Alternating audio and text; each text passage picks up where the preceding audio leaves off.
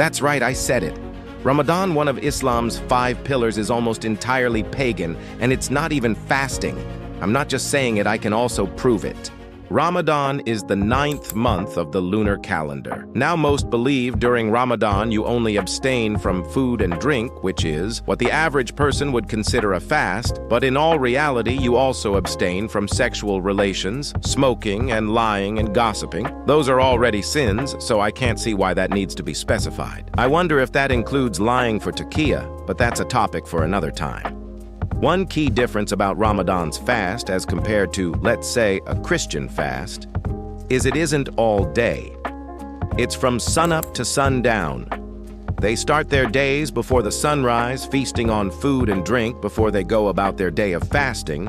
Then once sundown comes, they feast again on food and drink.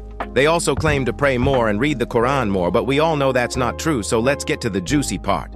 How is it pagan? I'll show you what I found. The Ramadan fast was first done by lunar cults. One such cult is the moon-worshipping Sabians of Haran.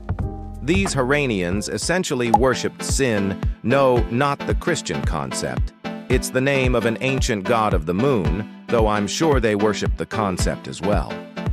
Another fun fact about these Sabians is they also prayed 5 times a day. Who else does that sound like?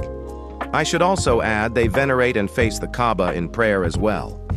Damn, quite a few similarities. I'm sure it's just a coincidence. Back to the topic, though. They would fast for 30 days, refraining from eating while the sun was up, but feasting when it was down, just like our friends. They would conclude their fasting by sacrificing animals and presenting alms to the poor. Muslims do not sacrifice during Ramadan, but instead sacrifice during Eid al-Adha. So there is one dissimilarity.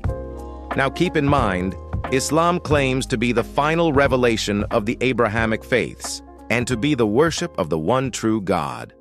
So this raises the question, why is a practice that predates Islam being done to worship a god of the moon, then put into Islam for Muslims to follow? I mean, I can think of an answer, but I don't think our Muslim friends will like it.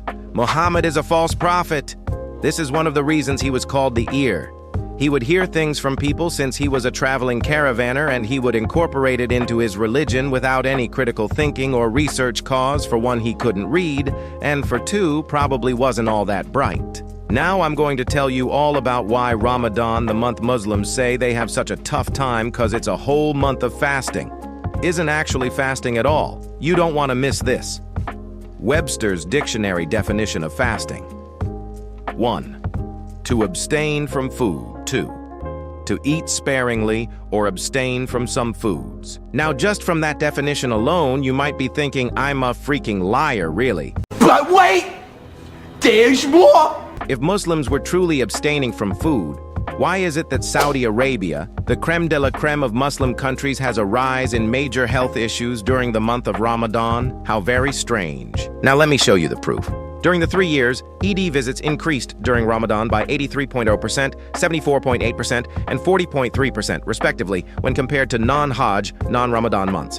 Hospital admissions rose by 21.05%, 50.96%, and 48.22%. Combined ED and in-hospital mortality rose by 15.21%, 21.47%, and 1.39%. While there was a large increase in ICU admissions during Ramadan of 1440, May 2019, this was not a trend seen in other years. Despite there only being 2 years of data for comparison, there was a trend towards increased admissions to all specialty wards. There was an average 46.69% increase in admissions to the general surgery ward during Ramadan months compared to other months. A 31.06% increase in admissions to the orthopedic surgery ward, and a 44.05% increase in admissions to the cardiac care unit. Ramadan is associated with a significant increase in the population of Mecca, Saudi Arabia. Despite this study only focusing on a 3-year period and some variables with only 2 years of data available, it demonstrates a significant increase in ED visits, hospital admissions, and mortality during Ramadan compared to non-Hajj, non-Ramadan months. During mass gatherings of this size, it would benefit local and regional hospital systems to devote increased resources to patient care, especially to the ED, to prevent morbidity and mortality. To summarize for dummies like myself, real genuine fasting has actual positive health benefits, and this pagan practice has scientifically proven negative effects. Yet supposedly, God is telling you to do this when it's sending all these people to the emergency department. Yeah, I don't think so. And let's not forget the pagan roots I went over in the beginning of this video. In conclusion, Ramadan is pagan, which is bad for you spiritually, but it isn't even proper fasting, so it's also bad for you physically. So let me ask you a question in closing. Why the heck would I participate in Ramadan when I know it isn't actually from God? Click the video above for part 2, where I expose Islam further.